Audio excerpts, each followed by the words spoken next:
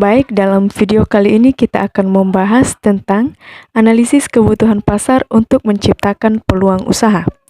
Analisis kebutuhan pasar merupakan suatu kegiatan penganalisasian atau penyelenggaraan untuk mempelajari berbagai hal yang menjadi suatu kebutuhan pasar dan berbagai masalah tentang keadaan pasar. Dengan melakukan analisa yang baik dan tepat, kita akan lebih bisa memahami keadaan pasar yang sesungguhnya, sehingga strategi yang dilakukan untuk memasarkan produk bisnis yang kita miliki akan berjalan dengan baik sehingga keuntungan bisnis dapat meningkat. Salah satu jenis analisis kebutuhan pasar adalah analisis SWOT, di mana analisis SWOT ini adalah analisis strengths, weaknesses, opportunities, and threats. Adapun objek penelitian yang telah kita analisi yaitu lingkungan kos Jalan Pramuka dan Jalan Pasir Putih Teluk Dalam. Berdasarkan hasil analisis yang telah dilakukan, ada dua jenis usaha yang kemudian telah kita analisis SWOT-nya, yaitu yang pertama usaha fotokopi, di mana usaha fotokopi ini memiliki kelebihan, yaitu dapat digabung dengan bisnis lainnya. Misalnya ada jualan alat-alat tulis kantor, jasa scan dokumen, jasa pengetikan, jasa percetakan, dan beberapa jenis bisnis lainnya yang dapat digabung dengan bisnis fotokopi. Bisnis fotokopi ini memiliki potensi pasar yang sangat luas karena sangat dibutuhkan oleh mahasiswa ataupun pelajar. Adapun kekurangan dari bisnis fotokopi ini adalah untuk memulai usaha membutuhkan modal yang cukup besar. Kekurangan lainnya adalah pada saat situasi libur akan membuat pemasukan berkurang karena yang paling membutuhkan jasa fotokopi adalah pelajar ataupun mahasiswa.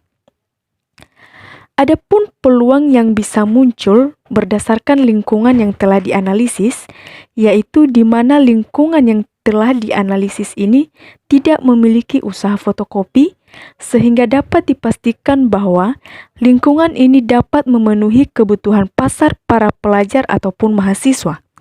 Banyaknya dokumen yang dibutuhkan oleh mahasiswa, misalnya tugas sekolah, skripsi, pengurusan dokumen lainnya, membuat permintaan edit, percetakan, dan berbagai kebutuhan lainnya semakin meningkat.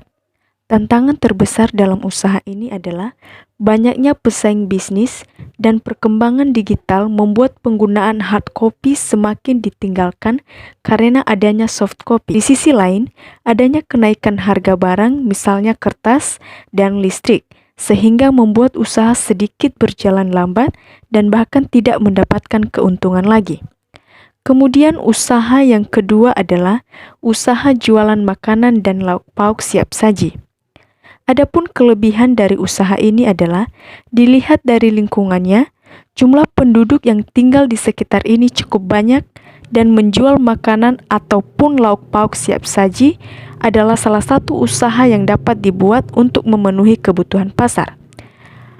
Namun kekurangannya adalah dari usaha yang dijalankan, harga makanan yang dijual tidak sesuai dengan kebutuhan pokok lingkungan pasar, maka akan membuat usaha tidak dapat berjalan lancar dan menghasilkan keuntungan sebesar-besarnya. Adapun peluang yang bisa muncul berdasarkan lingkungan pasar tersebut adalah di mana melihat lingkungan pasar yang sangat ramai, maka sebaiknya seorang pengusaha menjual makanan sesuai dengan kebutuhan lingkungan pasar dengan harga yang sesuai dan harus dapat memastikan bahwa kebersihan dari produk yang dijualkan terjamin.